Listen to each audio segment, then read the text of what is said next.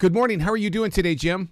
Having a great day here in Columbia, South Carolina. You guys changed the face of adult contemporary radio. Do you know that in your heart? Well, have a hard time taking credit for being part of any musical movement, but I think what we did and the timing of it to come out with, you know, a little more simple, hopeful, um, God, maybe not ballady, but music that was a little, I don't know if the word for it, accessible Yeah. against the backdrop of grunge. I think that's part of why it succeeded. And maybe, yeah, maybe we opened a door that stayed open for a little while for a lot of other bands that wanted to be that type of band. Well, you guys were such a major part of the Carolinas. I mean, we called you our band because I mean, if you weren't in Charlotte, you were in Columbia or you were in Charleston. You were like Alabama to us. I mean, you're our band. We felt that too. We worked hard in the Carolinas, Georgia, the north side of Florida, Virginia. That felt like our hot spot, and we felt well received. It felt good. The music felt natural. Even the covers that we played through those periods, which would have been a lot of REM and relevant '90s, early '90s rock and roll. It all felt like that was the home base, and so we worked that circuit as hard and as much as we could. You talk about working those cover songs and stuff like that. Going from Amos's to the PNC or the Blockbuster Pavilion. I mean, to watch you perform those cover songs, that was always a moment for fans. It's okay. It's funny, the bands that we saw coming up, the ones that struck me were the ones that took themselves so seriously that they couldn't imagine covering other people's music. They thought it represented a sellout of sorts. Certainly, if you're a cover band and you play all covers, you're there to please other people, and you're fine mimicking all that music. And that's how Hootie started. But I always thought there's got to be more of a middle ground, and we found it and we kept it through the years. We still play covers because it's fun, and that's what's better than paying homage to the songs that inspired you as an artist. You guys had to face the same wall that Leonard Skinner did. Everybody wanted to know who Leonard was. I got to be honest with you, Jim. I always thought you were Hootie because I watched the videos. That's Hootie right there. The dude on the drums is Hootie. I will not take any of that credit or for being Hootie. I'm with you. Who's Hootie though? And I met both the Blowfish and Hootie at some point. They were real guys. They just didn't happen to be in the band that was named after them. The name of the book is Swimming with the Blowfish. This is about addiction, recovery, and faith. This is the story that did not fit inside the inside sleeve of an album cover, but I wish it would have, because this is something that real people need to embrace. Well, there's real people behind the guys you see frolicking up on stage, and maybe that's part of the story I wanted to bring, is that we put our celebrities and our entertainers up on this pedestal, and we at times even take pleasure when they fall great lengths from that pedestal. There's enough talk in that too, and I always felt like maybe there's a story to not make us more accessible, but more understandable as humans. We suffer from the same things everybody does. We have problems, we have fears, we have love we want to give and receive, and those have never changed in man.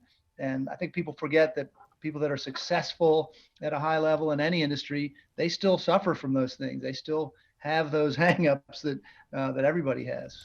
What is it about creativity that makes us feel so empty at times? I call it post-production blues, but there's just something about creativity that leaves us in that open space. I mean, I don't know what I would do if I hadn't realized how important creativity is to my breathing. And so I've tried to keep in projects, and I have that thing, at the end of a project where you feel a little lost or empty. Luckily, in probably the last decade or more, I've realized that at the end of a big production, I also have a little wellspring, and it's usually the things that didn't get included in that big project that still are giving a little life or showing themselves to be worthy. So I always get a little side project out of the end of a big Yeah, project. yeah, yeah, yeah. It's like an open door into, okay, I now have this space. What's next? What can I create? And to me, it took me to either writing or it took me to painting on a canvas. Well, you know, I've always used the analogy for being in a band, which is difficult. You're collaborating, but you also have rejection. You have Oh God. some things, your ideas that don't get received. And imagine collaborating with three other people on a painting. How Mm. difficult, you know, that you have to give, you have to take, you have to. It's just hard. And so at the end of any project, our last Hootie record called Imperfect Circle in 2019, at the end of that, I had this outflow of songs that didn't make the cut or weren't authentic for Hootie. And then I get to make my own solo project out of that. And it's not because the songs aren't as good, it's because they're just more music than you can ever fit on an album. So true. How often do you get over there to Sesquicentennial Park and just kind of just let your imagination touch the sky?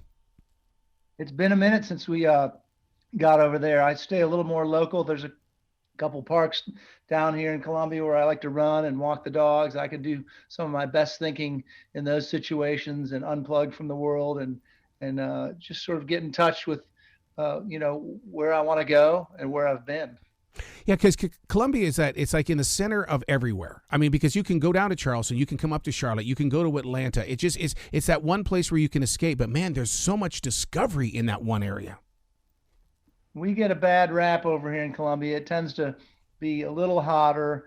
There's a little less of a breeze. We don't have mountains to stare at. We don't have shorelines to stare at. And so we get this thing of, yeah, what is Columbia worth? Well, you have access to all those other things for one, and there are some bright shining spots within the city here. To me, it's what you make of your own family and your own house, and that's enough for me here. I have a piano, I have our Mm. pets, we have our family, and we're real blessed to be able to rest on that. Do you think that in putting together Swimming with the Blowfish, this was God's way of saying we're going to drop the four walls of what people think church is, and we're going to put reality into the eyes of readers? Yeah, I want them, you know, we're in a divisive world, and I want to make something in a statement that is a little more inclusive as Hmm. opposed to something that will set people apart and make them want to stake their claim on some belief system. I want people to remember what we have in common. I want people to remember that, you know what, we do have more in common than we think we do. And it's not always necessary to give an opinion or tell people what you believe. What is important is our connection, our human connection, our human commonalities.